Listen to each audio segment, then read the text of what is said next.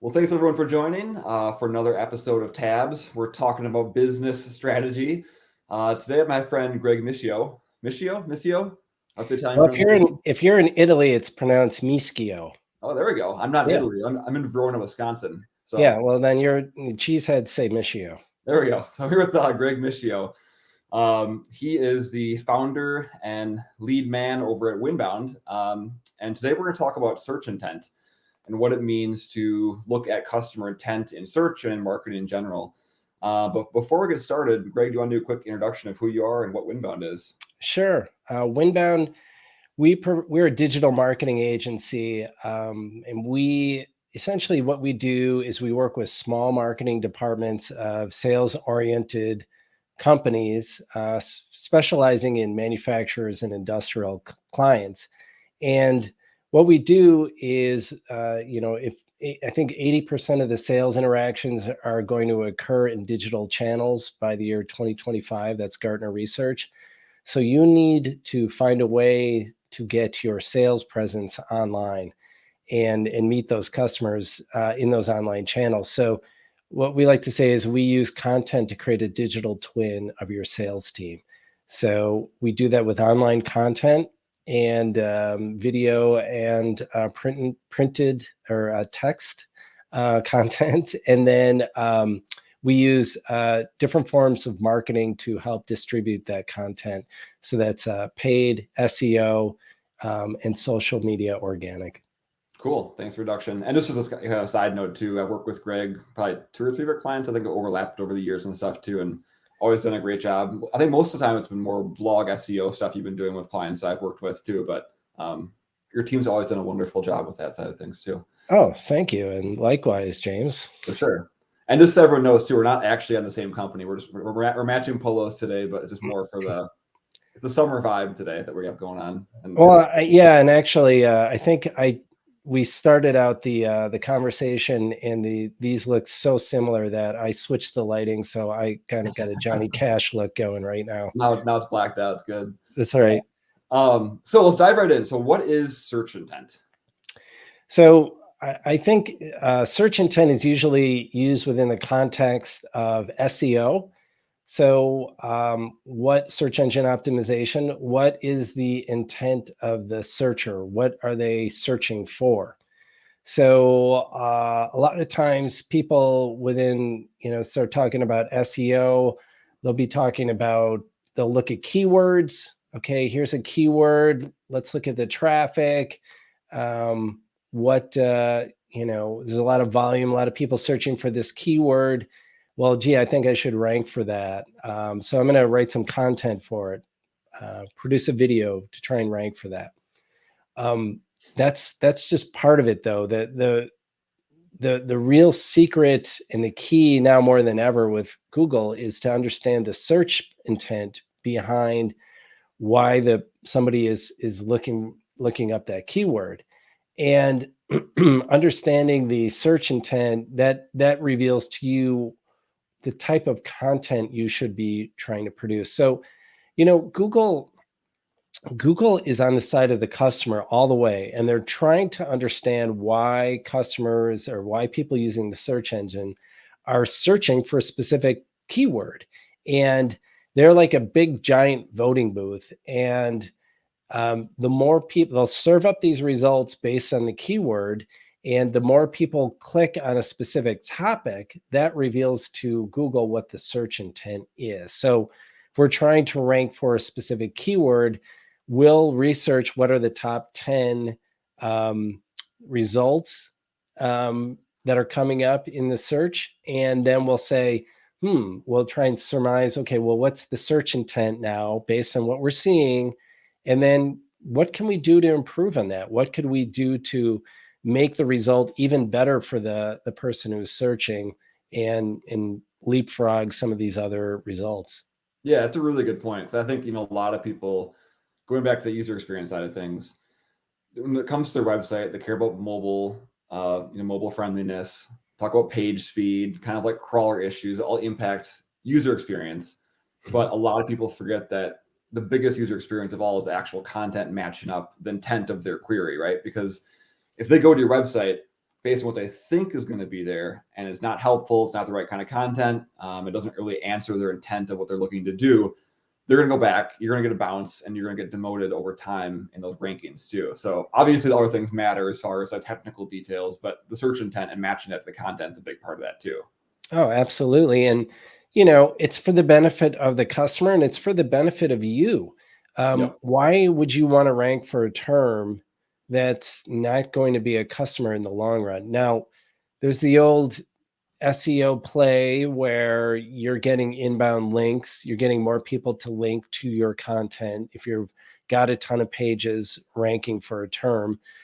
But that's not a good long-term strategy, because that's going to be a huge investment where you're trying to build domain authority. You're better off trying to build content around exactly what your customers need. There's a lot, on the B2B level, there's a lot of strategists out there who are saying it might not be the best investment for a complex sales where there's a lot of, it'd be great to rank for the bottom of funnel term or the actual term that you're selling. And absolutely, that's what you want to do. But there's a lot of complex questions that people ask around that product or service. And the content you write is probably going to be rather complicated as well as you're trying to explain these things. And there's probably not going to be a lot of SEO around it. And that's okay. Then that means you need to use other forms of distribution to get the word out. Yeah. Yeah. Which I guess, going back to what you said about writing that content, how do you even know what to write? How do you research, or how does Winbound research intent and try to look at that? Because I know in the past, I've seen a lot of clients that, the default is to optimize for your products, your services, your brand, that kind of stuff too. But how do you look at doing that deeper dive research into looking into the query intent and the buyer's intent behind those searches? Is there or tools you guys use, or what's your process behind that? We're actually pretty simple in terms of what we do. We start out and we analyze, okay, what is the company selling? What are the problems are they solving in the aggregate for their customers? What are the main problems you're solving as with your products and services? And then let's break it down into the different personas involved in the complex product or service buying process. Maybe your engineering specialist or your design specialist is probably the lead. I'm speaking about manufacturing and industrial here. There's going to be an owner, CEO involved, and there's probably going to be a purchasing person involved. Operations obviously going to be involved. What are their questions? What do they want answered? What are their problems? And you also want to talk a lot about your knowledge of how your product can improve those issues, and use the challenger sale where you're challenging them on their assumptions and creating content like that. Yep. But that's where we start with our content. And then we'll say, hey, let's just, for kicks and giggles, let's see if there's some search volume around it. Because if there is, then we'll do the on-page optimization, and we'll go through a strategic process where we'll analyze those top 10 pages and see what we can do to beat them. But if we don't see keywords that, are revolving around that topic, we actually don't spend time on it. Yeah. So we're a little more reactionary in our keyword research, in terms of, if it's not in these problems, it's not in this content, it might not make sense for us to even, worry about the SEO. Yeah, no, that totally makes sense. So once you guys have a picture and you go through that process of trying to figure out what the questions are, based on your buyers' personas and where they're at with things, what's then the next step of actually writing the content? You mentioned earlier about looking up some potential other landing pages or other websites that are currently ranking for that search query. But how does your process work for actually creating that content and making sure you're framing it in a way that provides that good user experience based on that intent? If we're still, let's say that the planets align and that we do see a search term that's out there that we'd like to rank for, Yep. we will come up with a strategy and the outline for what we think we would like the piece of content, how it should function, what it should look like. And then we'll tap into the subject matter expert, the client. Obviously, we'll do some external research and try and get some outside sources if we need. But really, we're going to try and leverage the subject matter expert, the client, and interview them, get their thoughts, and then build the content out from there. We usually start with the written base. You know, we always feel like at the end of the day, someone somewhere is going to read something Yep. and dig deep on the research. And so that's our basis. And then we can produce all kinds of content off of that once we have that written piece in place.